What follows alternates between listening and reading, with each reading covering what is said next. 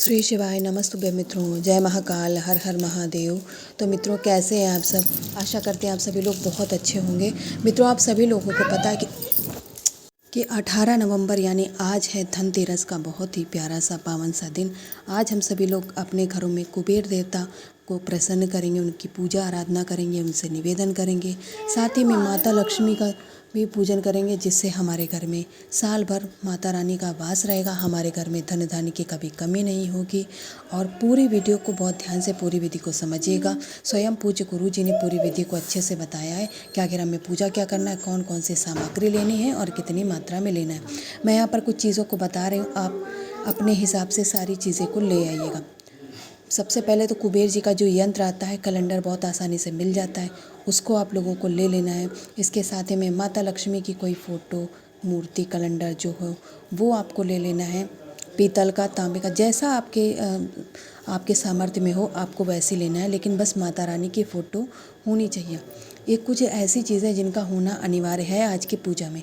इसके बाद आपको एक थाली लेनी, चाहे तो आप स्टील की थाली ले लीजिएगा, कुछ लोग तांबे की थाली का भी प्रयोग करते हैं। मैंने पहले ही कहा, आप अपने सामर्थ्य के अनुसार अपने हिसाब से आपको चीज़ें लेनी हैं, जैसे आपको मिल सकती हैं, ठीक है। इसके बाद में आपको बनाने हैं दीपक, वो भी आटे के। यहाँ पर गोल बाती का दीपक दिखाया गया, आप लोग लंबी बाती का प्रयोग करेंगे। और 7 दीपक हमें बनाने हैं आटे के, ठीक है। इसके बाद आप लोगों को लेनी है अमरबेल। अमरबेल का भी आज के पूजा में बहुत अधिक महत्व होता है। अमरबेल के कुछ टुकड़े, यहाँ पर हमें 8 से 9 टुकड़ों की आवश्यकता पड़ने वाली है। आप अमरबेल के टुकड़े ले लीजिएगा, ठीक है। इसके साथ ही हमें लेना है सिक्का। सिक्का ज़रूरी नहीं कि हम चांदी का ही लें, आसानी से आपके घर में जो 1-2 रुपए का सिक्का, आप उनका भी प्रयोग कर सकते हैं। हर बार हर चीज़ जो एक्सपेंसिव ही रखी जाए, ऐसा कहीं नहीं लिखा, किसी ने नहीं बताया है, ना किसी गुरु जी ने बताया है, ना किसी पंडित जी का कहना है, ठीक है। हमें हमेशा अपनी सामर्थ्य के हिसाब से ही पूजा पाठ करना चाहिए। इसके बाद में हमें लेना है लाल कपड़ा। लाल कपड़ा आपको नया लेना है, क्योंकि आसन के लिए जो हम माता लक्ष्मी की मूर्ति के नीचे लगाएंगे वो नया कपड़ा ही होना चाहिए। लाल कलर का कपड़ा आपको ले करके आना है। इसके बाद जो हमें अगली चीज़ लेनी है वो है कुमकुम, ठीक है। कुमकुम, कुछ लोग सिंदूर का भी प्रयोग करते हैं। आपके घर में यदि सिंदूर का प्रयोग किया जाता हो तो आप सिंदूर ले लीजिएगा, अन्यथा आप लोग कुमकुम का ले आइएगा। कुमकुम का हर कोई प्रयोग कर सकता है। इसके बाद में हमें थोड़े से चावल की आवश्यकता पड़ेगी। चावल के दाने जो लिए जाएंगे वो अक्षत चावल के दाने होने चाहिए। कोई भी चावल का दाना आप नहीं उठा के लेंगे, अक्षत चावल का दाना आपको यहाँ पर लेना है। इसके बाद में मित्रों जो हमें लेना है वो है हल्दी। हल्दी, खड़ी गांठ वाली हल्दी का हमें प्रयोग करना है मित्रों।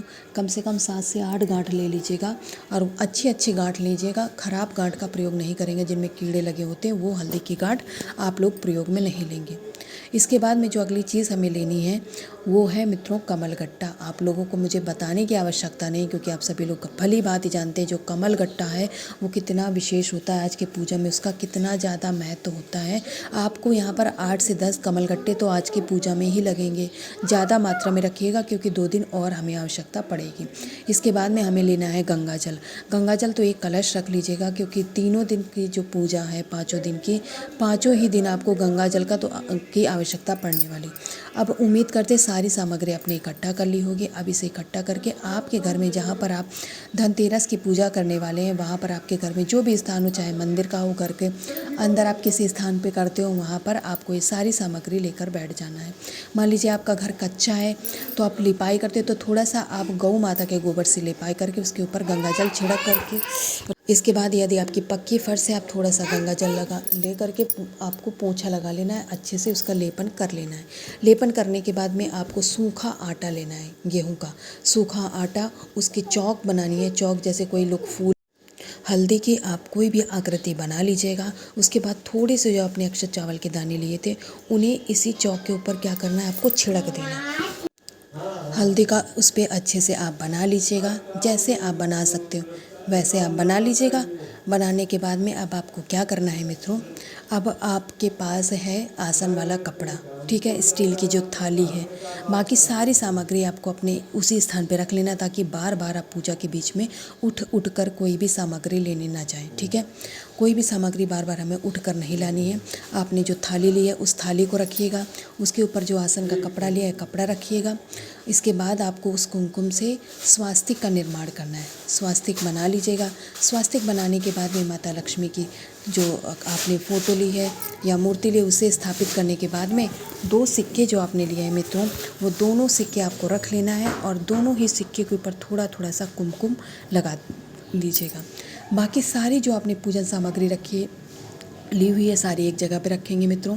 इसके बाद में आपको क्या करना है, उन सिक्के के ऊपर थोड़ा सा कुमकुम लगाने के बाद में मित्रों, आप लोगों ने जो कमल गट्टा लिया है, जो पुष्प लिए हैं, हाँ कमल गट्टा जो आपने लिया है और अमरबेल लिया है, और अमरबेल लेने के बाद में जो हल्दी ली है, यहीं पर जो आपने कुबेर यंत्र लेकर आए हैं मित्रों, उसे भी यहीं पर रख लीजिएगा पूजन वाले स्थान पर। थाली में जगह हो तो रख लीजिएगा, अन्यथा आप उसे अलग किसी बर्तन में रख लीजिएगा। अब 8 कमल गट्टे और 8 अमरबेल के टुकड़े आपको लेने हैं, 8 हल्दी की गांठ, इतनी चीज़ें लेकर के आपको इन्हीं दोनों सिक्कों के पास समर्पित करना है, ठीक है। इसके बाद में मित्रों जो आपने दीपक बनाए हैं आटे के, वो भी 7 दीपक।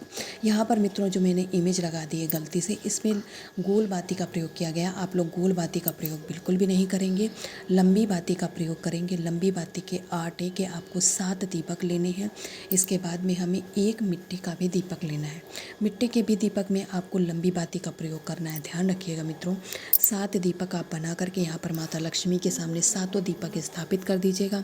जो आपने दीपक लिया मिट्टी वाला, उसमें भी आप लंबी बाती लगाएंगे और घी का प्रयोग करेंगे, ठीक है मित्रों।